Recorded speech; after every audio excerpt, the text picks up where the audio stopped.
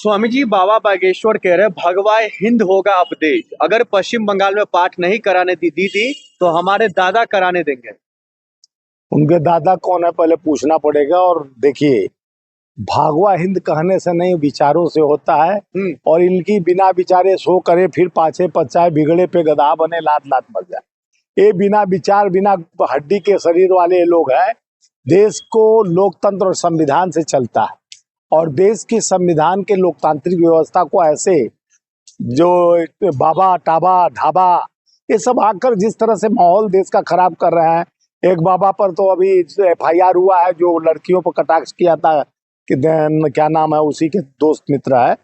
और ऐसे लोगों को जिस तरह से समाज को बहिष्कृत करते हैं, इन लोग पे जेल में स्थान है, इन लोग को समाज में नहीं। समाज में मुख्य मुद्दा क्या है, बाबा टाबा बताएंगे।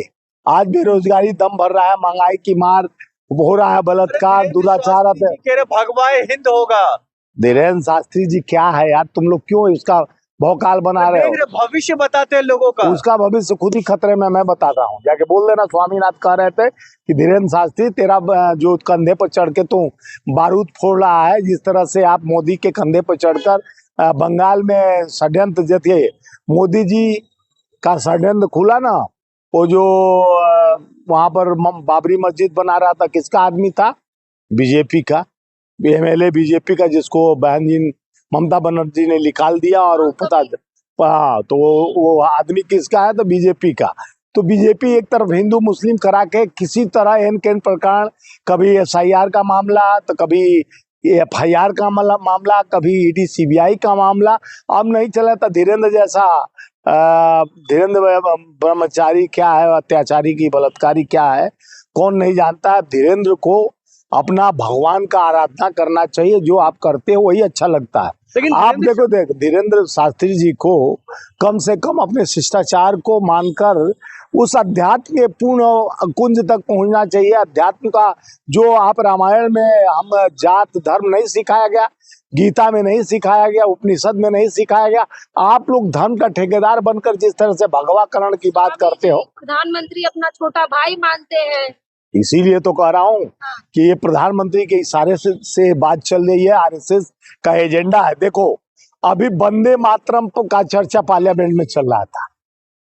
वंदे मातरम का श्लोक कह दिया। वंदे मातरम गीत को गाने के लिए किसी भी, मैं मोदी जी को चैलेंज करता हूँ कि वंदे मातरम पूरा सुना देंगे तो मैं उनके चरणों में साक्षात दंडवत कर लूंगा। अच्छा, भगवा से दिक्कत क्या है? भगवा हिंद अगर हो रहा है, अरे भगवा से क्यों नहीं दिक्कत है? हमको तिरंगा का आन बान शान से पहचान है।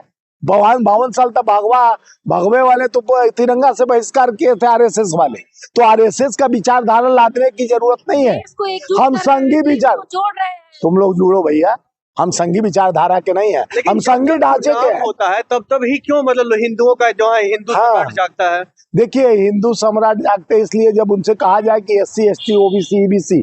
मैं कई बार आप लोगों को कहा कि धीरेन्द्र शास्त्री को संदेश दो मेरा कि वो एक थाली में SC ST OBC EBC को बैठा के खाना खाए, और मंदिर का पुजारी जिस दिन SC होगा उस दिन भागवाकरण की बात करे तो लगेगा। कह दिया कि जाति पाति की करो विदाई, हिंदू हिंदू भाई भाई, अब क्या चाहिए आपको? ये कहने से कथनी और करनी में अंतर होता है मैडम।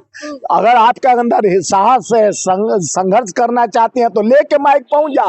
धीरेन्द्र शास्त्री, ये बताओ कि तुम कब SC ST OBC को अपने थाली में खाना खिलाओगे? ये बताओ धीरेन्द्र शास्त्री कि कब तुम SC को पुजारी बनाओगे? है हिम्मत तुम लोगों में? जाके बोल सकते हो। वो भाजपा का एजेंट बनकर जिस तरह से गुमराह, RSS का एजेंडा है, यही फंडा है। न नौकरी देना है, न देश को बेरोजगारी से दूर करना है। देश अभी झेल रहा है। आज गर्भवती महिला के पेट में बच्चा आता है तो 5 लाख का कर्जदार बनता है, और 274 लाख करोड़ नीरव मोदी मोहित चौक से विजय माल्या लेके फुर हुए